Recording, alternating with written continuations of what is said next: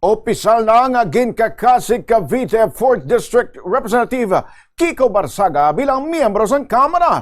Nagdangat sa 265 ka mga kongresista ang nagboto pabor sa pag-expel kay Barzaga. 14 nagpamalabag, kag 8 ang nag-abstain.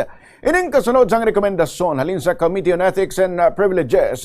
Marapos ginpahayag nga guilty si Barzaga sang disorderly behavior, conduct unbecoming kag violation sang House Code of Conduct.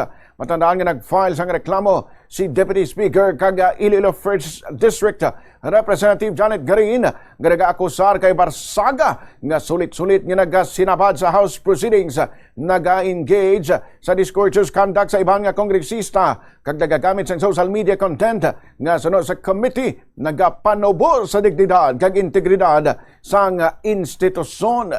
Sa konklusyon sang Ethics Committee, nalapas ni Barzaga ang sections 141A kag B sang House Rules. Ginpahayag nga nagkabus man si Barzaga sa professionalism nga required sa idalom sang Republic Act o kon RA 6713 o kon ang Code of Conduct and Ethical Standards for Public Officials and Employees.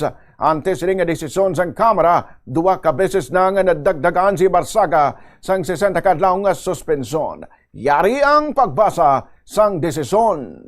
With 265 members voting in the affirmative, 14 in the negative, and 8 abstentions, the findings and recommendations contained in Committee Report number 298 are hereby adopted. Madam Chair, Representative Barzaga is hereby notified of the action taken by the House on Committee Report number 298.